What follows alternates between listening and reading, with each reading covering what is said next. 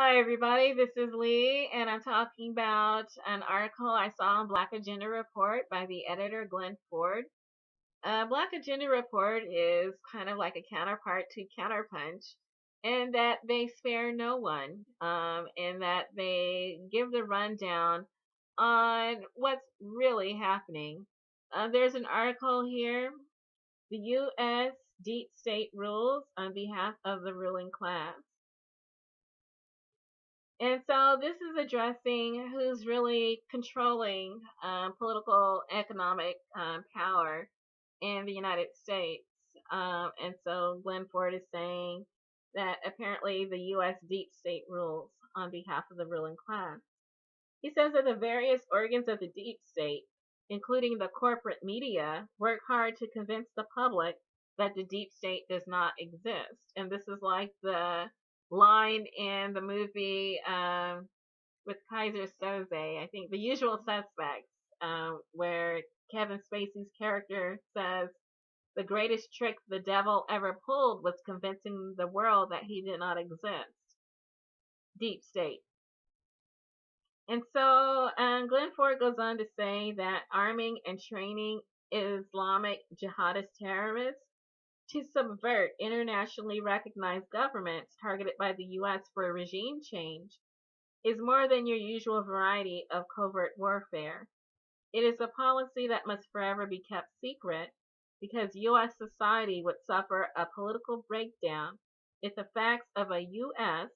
and Saudi nurturing of the international jihadist network were ever fully exposed. The official line is that the United States is a work of near perfection with checks and balances that prevent any class, group, or section from domination over the other.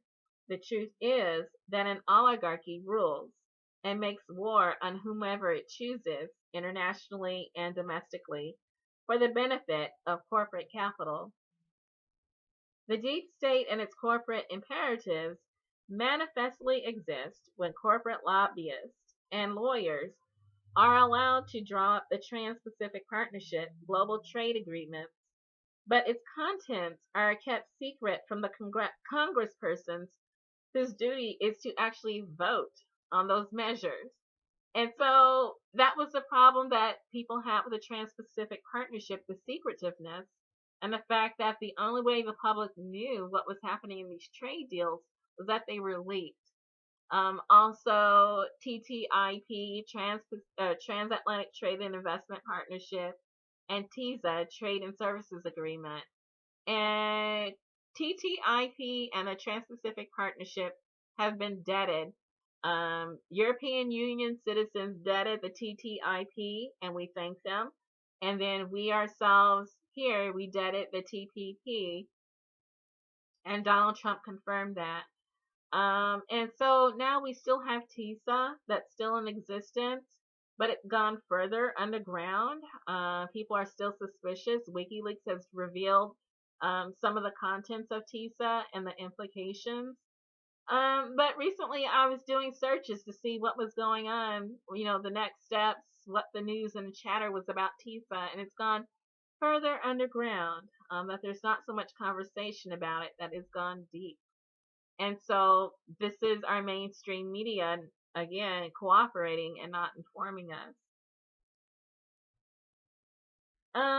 Okay. And so Glenn Ford says that the ruling class and its war party are now consolidated within the Democratic Party, and in fact that they are attacking President Trump on the right, accusing him of being apparently soft on Russia, soft on communism, attempting to drive him into escalating military tensions with Russia and other parts of the world.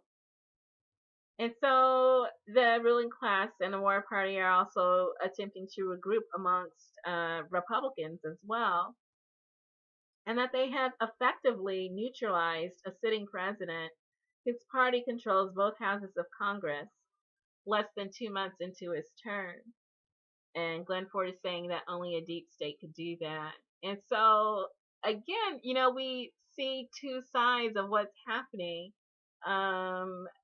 People wanted, the mandate for 2016 was against the oligarchy, against Wall Street, against the ruling class. And so people voted against Hillary Clinton for that reason, because she was the avatar for a corporate control of political government.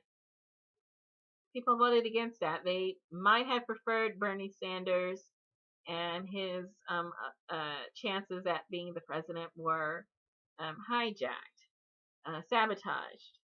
And so, in response, the next apparent populist in line was Donald Trump. People said, we're going to continue to vote against the oligarchy. The next best thing is Donald Trump. I would have preferred Jill Stein, of course, but it was Donald Trump who prevailed. And he may have entered into the White House with a populist agenda, had intentions. Hopefully he was not pretending.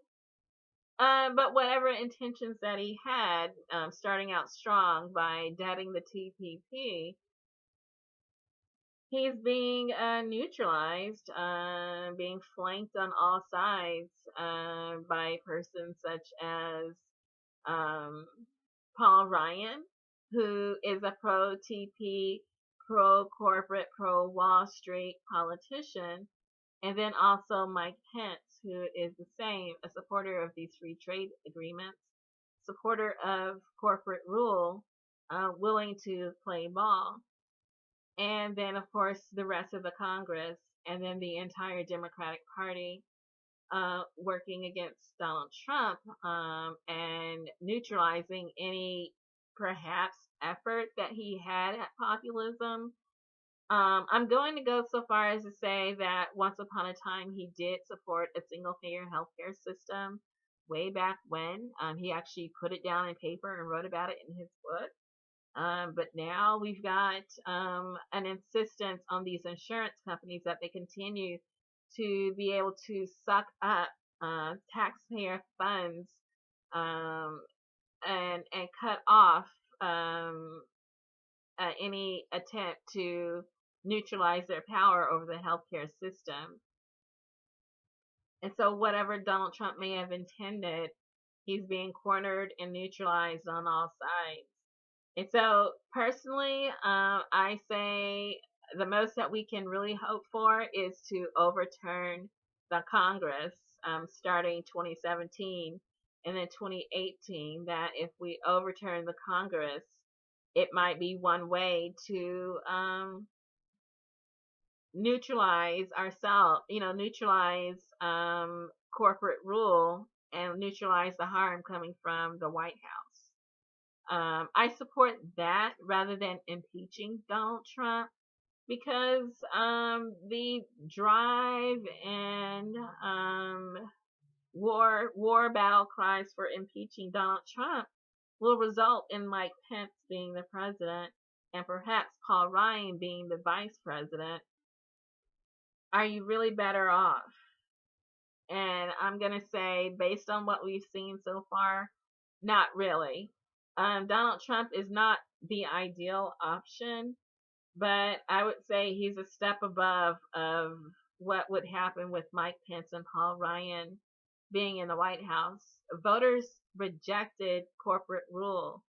Paul Ryan and Mike Pence represent corporate rule. We voted against that. We probably should have gotten Bernie Sanders. We ended up with Donald Trump. And I feel that overturning the Congress, and then hopefully making efforts to readjust our electoral system, turning it into a progressive direction, a grassroots direction on the right and the left, a populist direction where control is returned back to the people and away from corporations, is probably our best move forward. So all I can say is I'll post a link to this article in the description, and people can read and speculate for themselves what they feel is happening deep within the deep state underground, who is pulling the levers of power, and what can be done to neutralize. Good luck.